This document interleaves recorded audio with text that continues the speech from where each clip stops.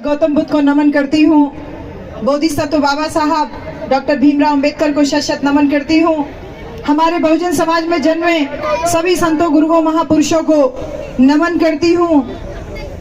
आज इस बौद्ध महोत्सव में दूर दराज से आए हुए आदरणीय भिक्खु संघ को सादर बंदामी, और जो हमारे यहाँ बहुत सुंदर गायकों की टीम आई हुई है, और इसके साथ ही साथ आसपास के 8 जिलों से ही नहीं बल्कि मुझे भरतपुर राजस्थान से भी लोग मिले, हरियाणा के भी लोग मिले, आसपास के प्रदेशों से भी जो लोग आए हुए हैं। आप सबको मैं एक लाइन से संबोधित करूंगी क्योंकि 10 साल बाद आपसे मुलाकात हो रही है, पूरे 10 साल बाद।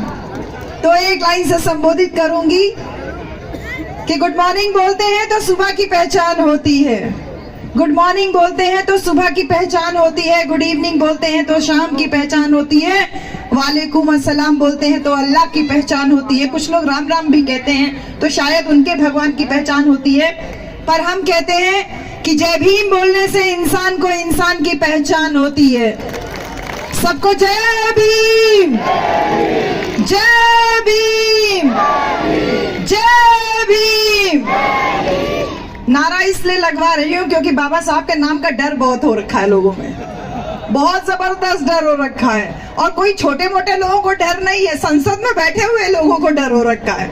इसलिए ये आवाज नोएडा तक सीमित नहीं रहनी चाहिए, नोएडा से दिल्ली तक जानी चाहिए। जय भीम। बहुत बहुत शुक्रिया। गाना इतनी देर से सुन रही थी, बहुत अच्छे अच्छे सिंगर्स गा रहे थे। सपना जी भी बहुत अच्छा गाई, विशाल बहुत अच्छा गाए, मंजीत मेहरा भाई बहुत अच्छा गाए, सभी साथी लोगों का। लेकिन एक चीज जो मुझे लग रहा था कि इतनी दूर से इतनी ज्यादा संख्या में जो लोग आए हुए हैं, हम सब लोग यहाँ से कुछ लेके जाएं, कुछ विचार लेके जाएं, कुछ विचार परिवर्तन करके जाएं। तो आप सब लोगों के लिए कुछ कुछ छोटी छोटी बातें कहूंगी कि जैसे हमारे बीच में संत शिरोमणि गुरु रविदास महाराज आए, संत कबीर आए, बाबा साहब डॉक्टर अंबेडकर आए, ज्योतिबा फुले आए, पेरियार रामास्वामी नायकर आए, बाबा साहब आए, कांशीराम साहब आए।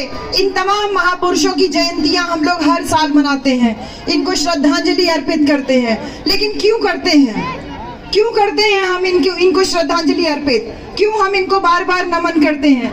क्योंकि इन्होंने हमें उस योग्य बनाया कि जो शोषित समाज था, जो दबा कुचला समाज था, उसको सम्मान स्वाभिमान की लड़ाई लड़ना सिखाया इन्होंने। उनको नीचे से ऊपर उठा करके आत्मसम्मान के साथ जीना सिखाया। इसलिए हम इनको सम्मानित करते हैं। जैसे कि जब धार्मिक पाखंड में हमारा ये देश डूबा हुआ था, जहाँ पे शरीर को धोना, शरीर को गंगा में स्नान करना या नदी में स्नान करना पवित्रता की निशानी माना जा रहा था, ऐसे में संत कबीर कहते हैं, अरे मलमल धोए शरीर को, धोए न मन का मैल, और नहाए गंगा गोमती, और रहे बैल के बैल।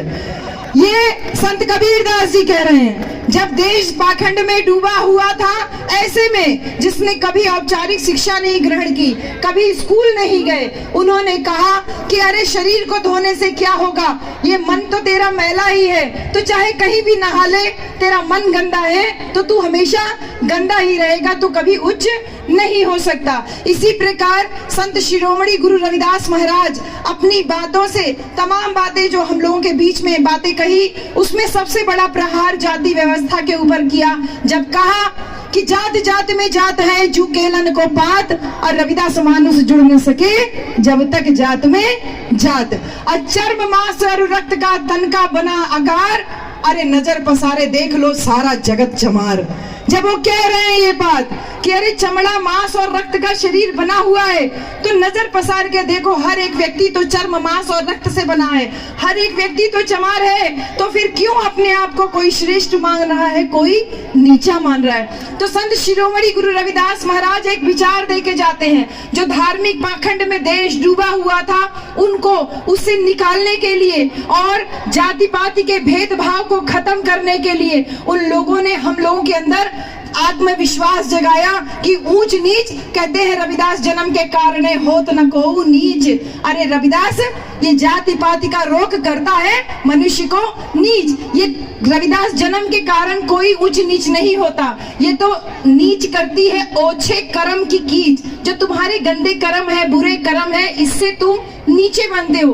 तो हमें आत्मविश्वास जगाया, जो सम्मान के हकदार हम थे उस हक को दिलाने का काम हमारे महापुरुषों ने किया, संत लोगों ने किया।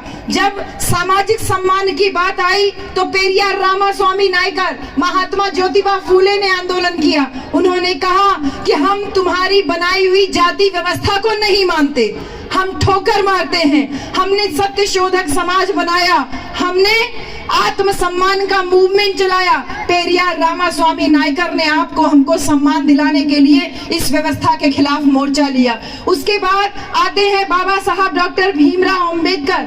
बाबा साहब ने भारत का संविधान लिख करके जो महापुरुषों के द्वारा बताया हुआ रास्ता था, उस रास्ते पे चलने के लिए एक बहुत दमदार दस्तावेज हमारे सामने खड़ा कर दिया।